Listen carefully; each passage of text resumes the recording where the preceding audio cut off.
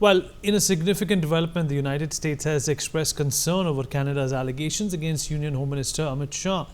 The State Department spokesperson Matthew Miller confirmed that the US will continue to consult with Ottawa regarding the accusations. This comes as Canada's National Security Advisor Nathalie Drouin and Deputy Foreign Minister David Morrison confirmed they leaked intelligence to the Washington Post.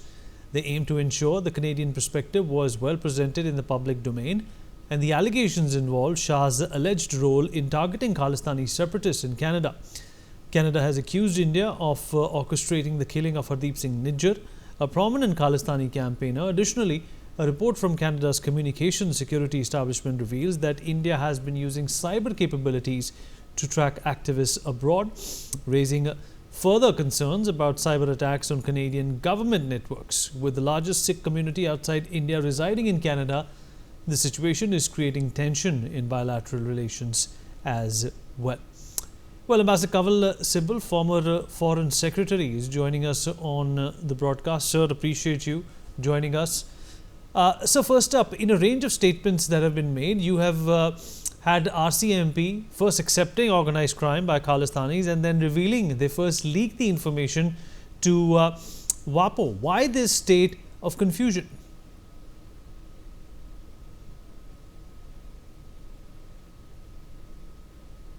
Well, obviously there are political pulls and pressures within the government because Justin Trudeau made a terrible political mistake and a serious political misstep by targeting India without any proof of India's involvement in the Nijjar's case.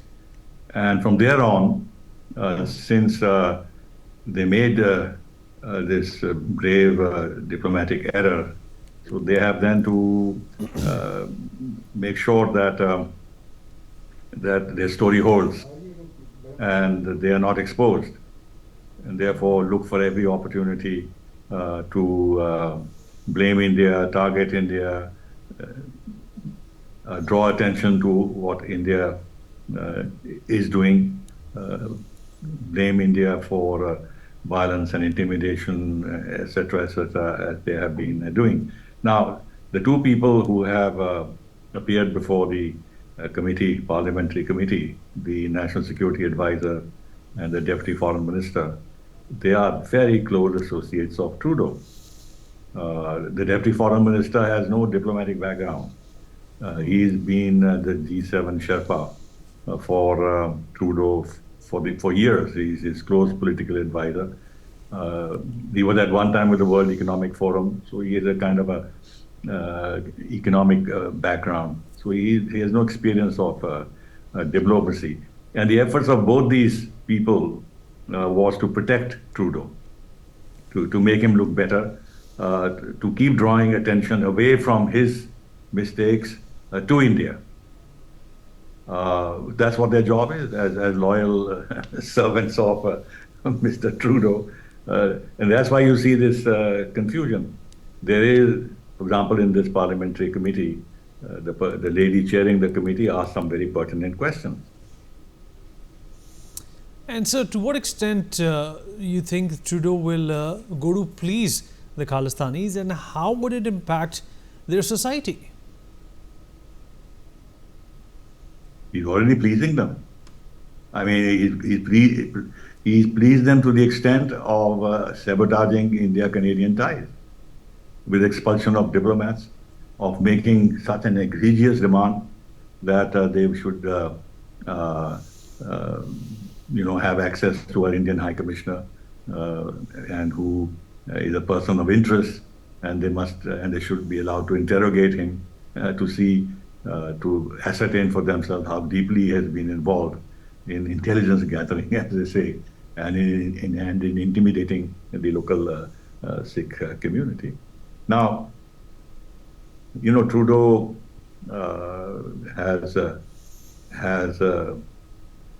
is heavily dependent in every way, politically, emotionally, psychologically, even in terms of his heritage, because his father was also very pro-Sikh extremists.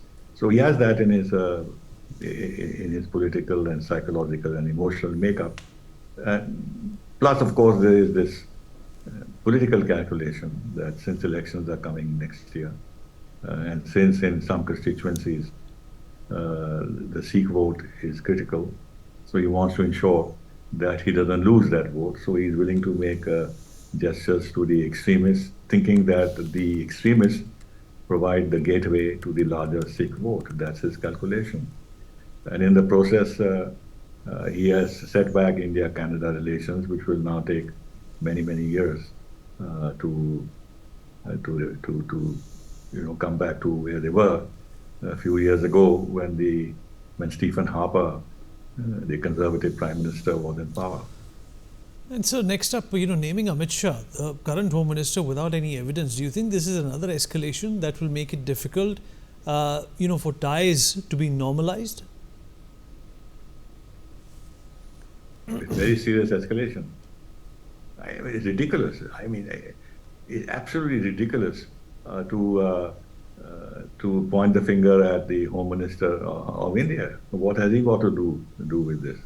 He's in charge. Yes, he is that Home Minister in charge of security in India. And if there's a threat to the security, he has to make sure that those threats are countered, but through lawful means. And there's a whole bureaucracy that works under him. There is the intelligence operator. There is RNAW. He is not there to say that you target X and you target Y or do what this or do that. It's a normal functioning of the mission to identify who are these extremist elements, how do they work in the Canadian society, how do they, and if there is gun running and violence and drug trafficking, to find out through local contacts what is happening on the ground, and because there's a nexus between what's happening in Punjab and what's happening in Canada, and it's the duty of the mission to keep an eye on it. And then if at any time decisions have to be taken that people identified in demonstrations, burning the Indian flag, shoe slapping the effigy of the Prime Minister, burning his effigy, if all these people have to be penalized by withdrawing their OCI cards, then you have to have that information on the ground. This is the normal work of the mission. And if this work is objected to, and you say that it's the Home Minister of India who has ordered this is ridiculous. So they have upped the ante. They have made things worse for themselves. And I think this will have very serious repercussions down the line. And so, should India shut down the Canadian High Commission in Delhi? Is that reasonable?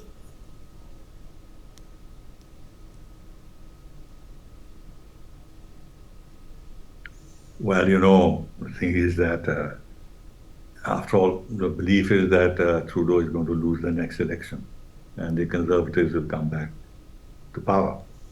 Now, whatever Paul India, the opposition fellow, has done with regard to the Diwali celebrations should not and cannot be exaggerated to the point that he's going to behave like Trudeau. He's not going to behave like Trudeau. So we have to keep the doors open and see what the change in politics and the removal of Trudeau from power brings in terms of opportunities to begin the slow process of re-establishing ties.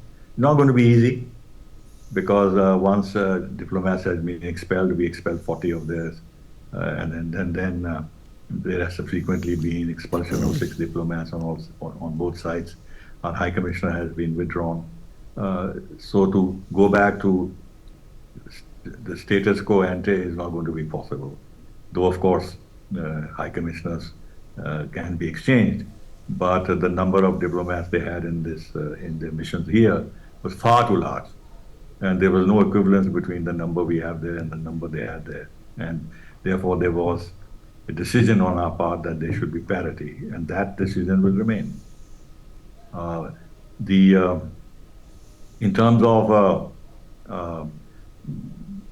we must also remember that the Khalistani lobby, the Sikh extremists, the Canadian Sikh extremists, they're not going away. they have a weight in their political system, and in opposition they'll become even more irresponsible and put a lot of pressure on the new government against any gesture they may make towards India, and argue that Canada is bending to India, or the new government is bending to India. We've seen that in our neighborhood. Whenever some positive noises are made towards India by leaders and our neighbors, immediately the opposition says that, oh, you're sacrificing the nation's interest by reaching out to India, etc., etc. So the new government will face such pressures too. They'll also have to deal with this political factor on the ground. And then the Royal Canadian Mounted Police, the security services, who've given all these testimonies, who are involved in what has been happening, the new government can't disown them and say that they were wrong, that they misguided the Trudeau government, or they gave wrong information, they didn't wait properly. They're not going to do that. Just as in India, if there was some issue, government is not going to disown our intelligence agencies or our security agencies. So that will also be a factor. So what I'm saying is that even if the opposition comes to power, there can be a process of re-establishing some normalcy in ties, but it will be a slow process. And so what message needs to be sent to the US, who has now also expressed their concern over Amit Shah being named here?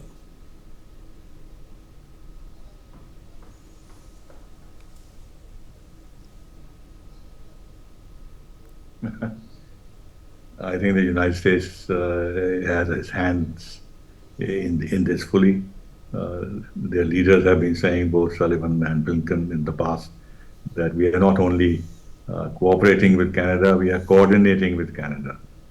Trudeau has himself said that they got information about what happened in Canada, Niger and all that from the Five Eyes. The Five Eyes actually mean US and the UK, and primarily the UK. And the US has linked the Panoon case to the Niger case quite openly. And they have been constantly asking us to cooperate with Canada. But not once have they said that India has concerns or recognized those concerns and said that Canada should also cooperate with India. They never said that. And then after what Trudeau said again in Parliament, the US started this judicial process in New York. So the US is fully cooperating with Canada and putting pressure on India on this issue. Why they're doing it and why they don't see the downsides of this in terms of our future relationship by not only blowing it up but keeping it alive. They keep making statements. Even Garcetti, the US ambassador here, made a very objectionable statement about accountability and that we need to be satisfied. There was no need for him to do that because the day before, the State Department spokesperson has spoken in very harsh terms, as if we are a subaltern country and we are in the dock and we have to answer to a judge, putting our hands on the Bible or the Gita that we tell the whole truth. I mean, the State Department said we need to be satisfied and we need accountability, etc. And this was echoed by Garcetti. I said it was quite unnecessarily. So they are keeping this thing very much in the public eye and giving it prominence. Because after we agreed that we will inquire into this, set up an inquiry committee that has gone to United States, and they agree we are cooperating with them. If this is so, then they should tone it down and deal with it behind the scenes. What's the idea of raking it up in the public more and more in very demanding terms that they need accountability and satisfaction?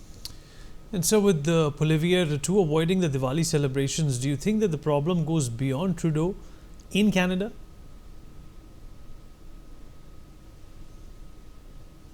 Well, in a sense, yes, this is the message that has come, and I've explained to you what the implications of this are. So it's not a good thing what Follier has done. It's a huge mistake that he has made. But obviously, he doesn't have much political or moral courage, and he's looking for his election, and he wants to make sure that every bit of support he can get from any source is important to him.